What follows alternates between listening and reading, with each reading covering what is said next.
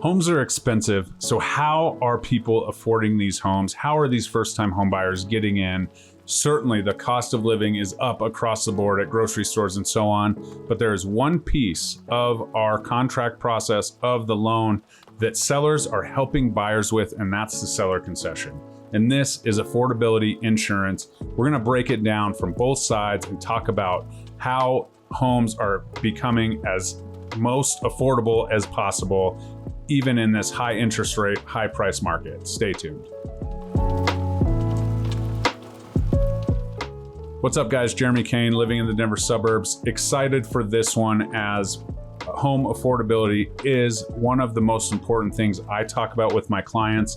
So please, as we go through here, if you hear something you like, throw me the thumbs up.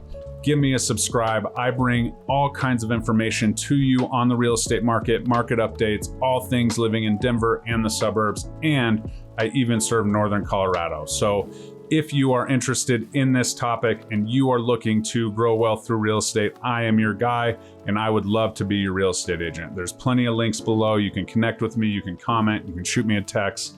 All of my information's below.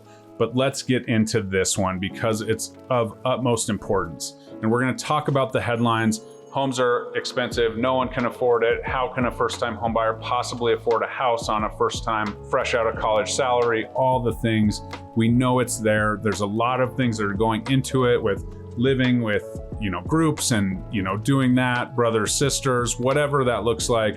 But today we're gonna dive into this seller concession. And a seller concession is a credit that the seller can give to the buyer based on the contract or based on negotiations in order to help limit some of the cash they have to bring to close, to pay closing costs for a loan, to pay prepaids, taxes, and insurance, which are required if you have a loan, and also to buy down the rate. And that's where seller concessions can absolutely help you with long-term affordability with that monthly payment.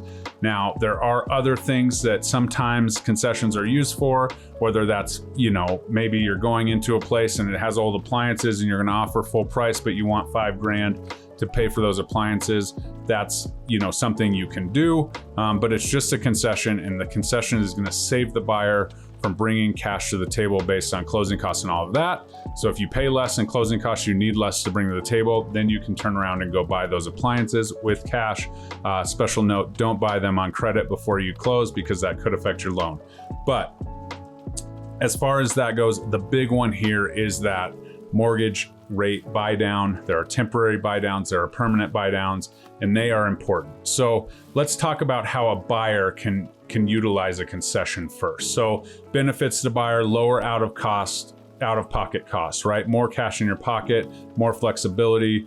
When you're buying a home, I always suggest that you do not annihilate your savings account, because homes break, things cost money, and we want to make sure that you are able to upkeep that investment when things do break down. Next, you have the potential to lower the interest rate. This is where that affordability insurance comes. You can get permanent buy downs, which brings the rate from what it is, and it's based on certain costs and an algorithm that the lender will offer you at some point. And it's not just straight across the board. It's not like a point is, a 1% buy down is gonna save you X amount of dollars, because they cost different amounts, based on the market and all of that. But essentially, if you are able to lower your interest rate permanently, this is insurance more so to the lender that says, hey, they're probably not gonna refinance when the rate drops a point because they're already there. Now, the thing you need to focus on when you're doing any sort of buy down is your recuperation timeframe. So say you're, buying down the rate $15,000, it's gonna save you, $500 a month. Well, 15,000 divided by 500 will tell you how many months it's gonna take you to recoup that. You wanna make sure that that number is as low as it possibly can be, but also that it's within reason, right? If you're buying a home for 2 years and it's gonna be 4 years till you recuperate it, don't buy down the interest rate. Just pay the par rate, because you're gonna end up selling that, paying that off, and you're gonna lose money because you paid X amount over, or you only held the property for, 50 months instead of 60 or whatever to make that. So ideally you wanna make that recuperation 2 to 4 years if you're gonna, maintain the property, say, for 10. And so that's super important to ask, and especially when you're talking temporary and permanent buy down, what's that look like? On temporary buy downs, if you do refinance, if the rate comes down and you're able to refinance, you actually can take the money that you didn't use towards, paying that difference every month and put it towards your principal for the refinance. So there's all kinds of different things. Whereas if it's a permanent buy down, that money's gone, it's spent, the lender has it. And if you do refinance, that money goes away. So you want to make sure you understand that recuperation time frame so that you can make the best decision for yourself, not only on a monthly payment and that affordability piece, but also on a long-term recuperation. And that brings us to the next point. When you do have that lower interest rate, you do increase your buying power. So depending on the sweet spot and what it costs, and if the seller is able to, give a concession, you can maybe increase your purchasing power, right? So you can spend a little bit more because that interest rate is, your payment and the max amount you can purchase is based on your debt to income ratio. So when that interest rate comes down, the payment comes down, you do increase your buying power a little bit, which could help, especially in these bidding war situations where maybe you're going to offer $15,000 over and take a $15,000 concession, so you're offering a full price effectively.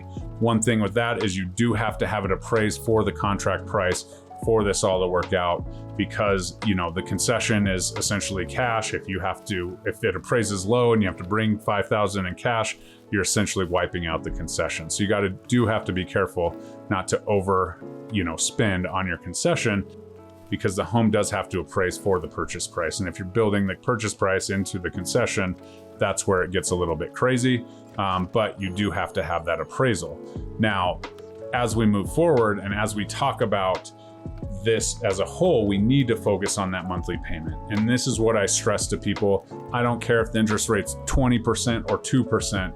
Are you comfortable in that monthly payment for the time period within the loan? Certainly 30 years, it's a great, opportunity. 30-year fixed rates do not exist in other countries, but I don't care what the rate is. I care, are you comfortable with that monthly payment with slight increases built in for taxes and insurance, because they're on a one-way street all the time. But you do have to understand, okay, I can afford this for the long term based on my employment and all of that, so we're good to go. I don't care if the rate's 9 or 2. You must get to that monthly payment. So really focus on that. And that's why affordability insurance is these concessions, because the seller can effectively buy down the rate for the buyer, giving them their full price or whatever offer they're getting, and going from there. Now, how do we negotiate a seller concession? This comes at time of contract or within an amendment within the contract here in Colorado, right? A lot of times there's some inspection items or something that comes up that you're like, hey, the water heater works, but it's 20 years old. Can we split that or whatever? The seller could offer you a concession for something like that. Another thing would be an inspection item that's not a major issue that the seller's agreeing to pay for, but you don't have the time frame to put it in and do all of that. So that is a big deal when it comes to this piece of the puzzle, is understanding that seller concession and that opportunity. So as we negotiate, there's a lot of different things. One thing to note while we're on the buyer side is some of the loans do have maximum concession numbers, 3%, 6%. Some of them don't have a max. So make sure that you are aware of this. Just recently with the commission lawsuits, which we're not going to go into too much, the banks did say that the concession could be used for buyers to pay their agent's commission, and it is not included in that max 3% or 6% depending on the loan. So that could be something that also gives you a little bit of affordability insurance in the future. If the buyer is required to pay that agent's commission, you can still have representation and you can build it into a concession as we go. We'll see how that plays out. That's not at all final, but that's kind of where the conversation is heading around that buyer being responsible for paying the seller or the commission of their agent. So now let's flip the script. What is the possible benefit for a seller? And I first want to talk about how I talk to my clients. If you're a seller and you're offering a concession, it is not a shot to your pride. It's not anything to do with your house. It's just the ability to have a buyer have the home that you're selling at top dollar for a much more affordable piece to them if they're doing a rate buy down. So that's super important to talk about. First, with my sellers, I talk about your net. It doesn't matter if it's a concession or a purchase price, the net to seller after it's all said and done is what's important. And so if I have a $600,000 listing listed at 600 and it's a competitive situation, a buyer offers 615 with a $15,000 buy down, I didn't have any other full price offers, that seller's effectively walking away with a net of 600,000, which is the whole point. So let's step back from the prideful thing and say, oh, seller concessions, we don't do that in hot markets. Just look at the net, make sure it can appraise, and you're good to go there. Next, we want to look at what this can do for you. This can speed up your sale, right? Because if somebody can afford it quicker, maybe they're like, yeah, I think it'll appraise at that. Let's get a $15,000 concession, go 15,000 over. It's a full price offer effectively, but it costs me way less when I offer 15,000. As a concession, it costs the buyer less if they get a $15,000 concession and buy down the rate versus if they just took $15,000 off the price, because effectively it's going to take 30 years to make up that $15,000 concession if they just take it off the purchase price.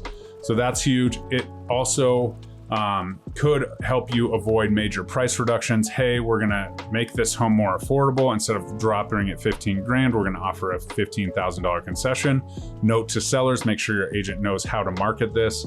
There is now a concession offer in the MLS, but I would go above and beyond, maybe do some paid ads on social media and things like that with the actual monthly payment that a $15,000 buy down could help with or that. So it's important that you market this appropriately. The MLS is usually not the best place to offer a concession as of the time of this recording. Now with concessions going into the MLS and commissions coming out, there might be, a change to that piece as well. But if you effectively increase the people that can afford your home because you're offering a concession, therefore raising their buying power, you can effectively market your property to more people, which hopefully will mean a quicker and more lucrative sale to you as the seller. And again, we just want to focus on those net proceeds.